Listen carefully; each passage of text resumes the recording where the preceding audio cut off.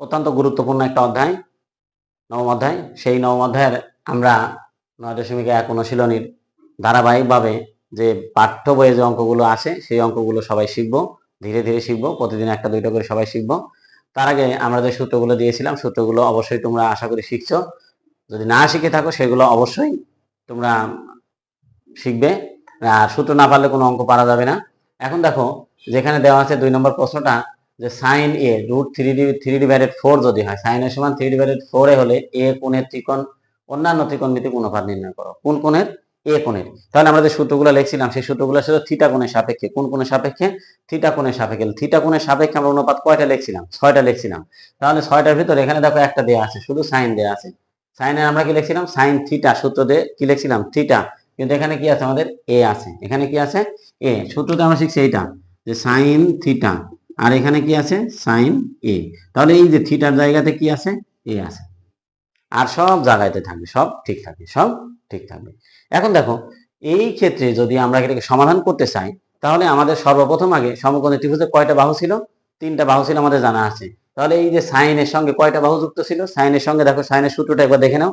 Sine theta সমান কি? বিপরীত বাহু ডিভাইডেড অতিভুজ। বিপরীত বাহু ডিভাইডেড অতিভুজ। তাহলে এখানে কয়টা বাহু আসছে? 2টা বাহু আসছে। তাহলে যদি 2টা বাহু এসে থাকে, তখন আরো তো একটি বাহু আছে সমকোণী ত্রিভুজের। তাহলে সেই বাহুটাকে আমার আগে নির্ণয় করতে হবে। যে সেই বাহুটা নির্ণয় করার জন্য আমরা ত্রিভুজে চলে যাব। তাই লিখছি যে এখানে চিত্রটি হলো, কার চিত্র হলো? এই যে সাইনে দেওয়া আছে সেখান থেকে একটি চিত্র আমরা অঙ্কন করব। সেই অঙ্কটা কিভাবে করব? দেখো একটি সমকোণী ত্রিভুজ আমরা আঁকবো। কি আঁকবো? একটি সমকোণী ত্রিভুজ আমরা এঁকে নেব। তাহলে সমকোণী ত্রিভুজের একটা কোণ কত ডিগ্রি থাকবে? একটা কোণ আমাদের,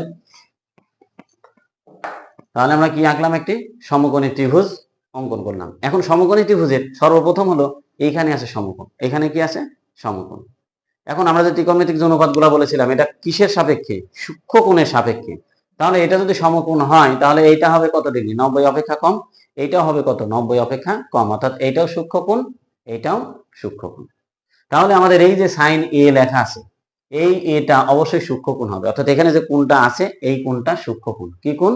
সূক্ষ্মকোণ। তাহলে সূক্ষ্মকোণ এটা নিশ্চয়ই না, নাকি এটা সূক্ষ্মকোণ? এটা হলো সমকোণ। তাহলে সূক্ষ্মকোণ হলো এইটা অথবা এটা। তাহলে এই আমরা কোথায় লিখব? এই আমরা এই শীর্ষবিন্দুতে লিখতে পারবো, এই শীর্ষবিন্দুতেও লিখতে পারবো, কিন্তু এখানে যদি লিখি আমরা তাহলে অবশ্যই ভুল হবে। তাহলে অবশ্যই কি হবে? ভুল হবে। তাই খুব সাবধানের সঙ্গে এইখানে যেটা থাকবে এটাকে অবশ্যই 90 ডিগ্রির কাছে লেখা যাবে না। তাহলে আমরা কোথায় লিখবো? আমরা লিখবো এই প্রান্তে অথবা এই প্রান্তে। তাহলে এখানে আমি এ লিখলাম। এখন এর পরে শুধু তো এই দিয়ে আছে, এখন ত্রিভুজের নাম তো কমপ্লিট করতে হবে। করার জন্য আমি এখানে বি দিলাম আর এখানে সি দিলাম। তাহলে এই অঙ্কের জন্য আমাদের এই যে এ কোণ বলা হয়েছে, তাহলে এইটা আমাদের কোণ। কোনটা কোণ? এইটা কোণ। এইটা এইটাকে কোণ বলা হচ্ছে। তাহলে এটা যদি কোণ হয়, তাহলে সমকোণ ত্রিভুজের সবচেয়ে বড় বাহু নাম কি ছিল? অতিভুজ ছিল, আমরা তো শিখছি। আর এইটাকে কি ছিল? সন্নিহিত বাহু। তাহলে কি ছিল এটা? এটাকে আমরা বলছি অতিভুজ। অতিভুজ। আর এটা হলো কি বাহু? সন্নিহিত বাহু। সন্নিহিত বাহু। এটা কি বাহু? বিপরীত বাহু। বিপরীত বাহু। এটা সন্নিহিত বাহু। এখন দেখো এই তিনটার ভিতরে সাইন থিটা সমান কোন বাহু বা কোন বাহু শিখছি আমরা? সাইন থিটা সমান, দেখো তো সূত্রটা একবার, সাইন থিটা সমান বিপরীত বাহু ডিভাইডেড অতিভুজ। তাহলে বিপরীত বাহু এইটা, আর এটা হলো কি? অতিভুজ। তাহলে আমরা অতিভুজের জায়গায় কত লিখবো? এইটা হলো বিপরীত বাহু আর এটা হলো কি? অতিভুজ। তাহলে এটা বিপরীত বাহু, এটা অতিভুজ। তাহলে বিপরীত বাহুর জায়গায় কত আছে? 3 আছে। তাহলে আমরা বিপরীত বাহুর জায়গায় আমরা কি লিখবো? 3 লিখবো।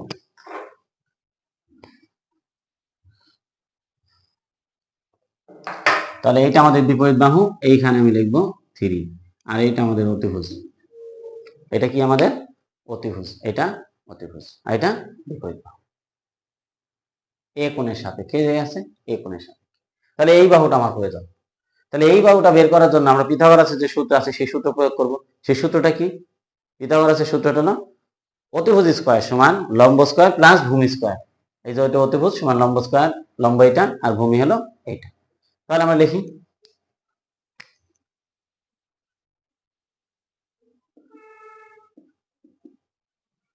ত্রিভুজ A B C A. A B C, এখানে যেহেতু সমকোণ আছে তাহলে বোঝাই যাচ্ছে এটা সমকোণ ত্রিভুজের ক্ষেত্রে পিথাগোরাসেরই শুধু সূত্র। তাহলে আমরা যেহেতু বের করতে হবে আমাদের কোনটা, এইটা না এইটা বের করতে হবে। অতিভুজ যদি বের করতে হয় তাহলে অতিভুজটা আমরা আগে লিখবো, আর যদি অতিভুজ বের করতে না হয় তাহলে আমরা অতিভুজটাকে সমানের ডান পাশে লিখবো। তাহলে এইভাবে লিখতে পারি আমরা, লম্ব স্কয়ার প্লাস ভূমি স্কয়ার সমান হলো অতিভুজ স্কয়ার। এখন দেখো এবি কি আছে আমাদের, এবি তো নেই, তাহলে লিখবো আমরা বা এবি স্কয়ার। বিসি আছে আমাদের, বিসি কত, বিসি আছে 3 স্কয়ার, এসি কত 4, 4 এর উপর। এখন দেখো এ বি স্কয়ার 3 এর স্কয়ার, 3 এর উপর স্কয়ার অর্থাৎ 3 কয়বার গুণ, 2 বার গুণ। তাহলে 3 এর উপর স্কয়ার করলে এরকম হবে 3 স্কয়ার সমান 3 গুণ 3, কত হলো এটা 9 হলো। 4 এর উপর স্কয়ার, কার উপর স্কয়ার 4 এর উপর, 4 গুণ 4 কত হবে এটা 16 হবে। এটা আমরা রাফ লিখলাম। এখন দেখো এটা একটা সমীকরণ, যেহেতু সমান চিহ্ন আছে, তাহলে এই যে 9 একটা সংখ্যা, এই সংখ্যাটা সমানের বাম পাশে আছে, এটাকে আমরা কোন পাশে দিব, ডান পাশে নিয়ে যাব।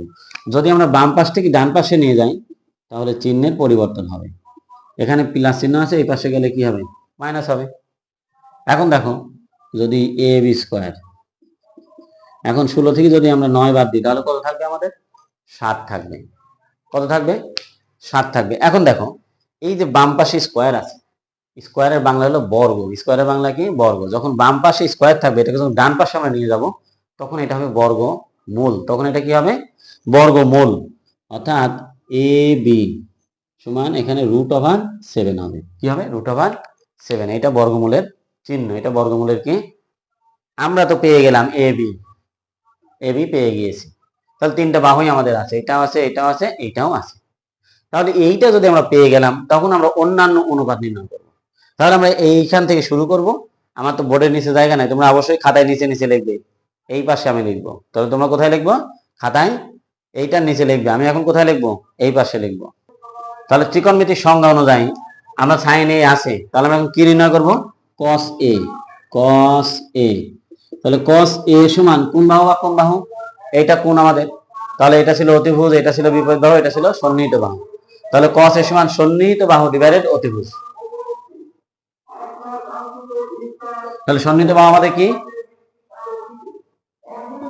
তাহলে দেখো ত্রিকোণমিতির সংজ্ঞা অনুযায়ী আমরা দেখছি কস এ সমান কস এ, এটা এ, তাহলে বিপরীত বাহু ছিল এইটা, এটা ছিল অতিভুজ, এটা ছিল সন্নিহিত বাহু।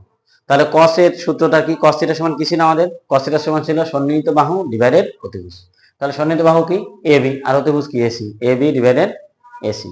তাহলে এ বি কত পেলাম আমরা, এ বি আমরা কত পেয়েছি দেখো তো, এ বি আমরা কত পেয়েছি √7, তাহলে এ বির জায়গায় আমরা লিখবো √7। আর এসি কত, এসি সমান 4, এসি সমান 4। ঠিক একই রকম ভাবে কসের পরে কি হবে 10a, 10a। তাহলে 10a সমান কি হবে দেখো তো 10a, তাহলে বিপরীত বাহু ডিভাইডেড কি সন্নিহিত বাহু। তাহলে বিপরীত বাহু আমাদের বিসি আর সন্নিহিত বাহু এবি। তাহলে বিসি হলো 3 আর এবি হলো কত √7। এই যে বিপরীত বাহু ডিভাইডেড সন্নিহিত বাহু। 10 এর পরে কি আছে অনুপাতের নাম দেখো তো, 10 এর পরে আছে cot a, কি আছে cot a। তাহলে cot a সমান কি, cot সমান কি সন্নিহিত বাহু ডিভাইডেড বিপরীত বাহু। তাহলে সন্নিহিত বাহু ডিভাইডেড কি বাহু, বিপরীত বাহু। তাহলে সন্নিহিত বাহু আমাদের কত √7 আর বিপরীত বাহু 3। এরপর আরো আছে কি আছে sec a, sec থিটা বা sec a। তাহলে sec a সমান অতিভুজ ডিভাইডেড কোন বাহু, সন্নিহিত বাহু। তাহলে অতিভুজ হলো কি এসি আর সন্নিহিত বাহু এবি। তাহলে কি হচ্ছে এটা, এসি হলো 4 আর সন্নিহিত বাহু √7। এরপরে আর একটি আছে কি আছে কোসেক এ, কোসেক এ সমান বিপরীত বাহু অতিভুজ, অতিভুজ ডিভাইডেড বিপরীত বাহু। তাহলে অতিভুজ আমাদের কত, অতিভুজ হলো 4 আর বিপরীত বাহু 3। এই যে বলেছিল অন্যান্য ত্রিকোণমিতিক অনুপাত, তাহলে অন্যান্য ত্রিকোণমিতিক অনুপাতই আমাদের মোট ছিল 6টা। তার মধ্যে একটা তোমাদের দেয়াই আছে 6 না সাইনে, বাকি কয়টা 1 2 3 4 5।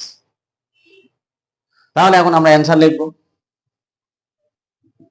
অ্যান্সার এই 5টা হবে। তাহলে কি আছে, √7 ডিভাইডেড কত 4, তারপরে কোনটা 3 ডিভাইডেড √7, তারপরে কোনটা এটা √7 ডিভাইডেড 3, তারপরে এটা 4 ডিভাইডেড √7 আর 4 ডিভাইডেড 3।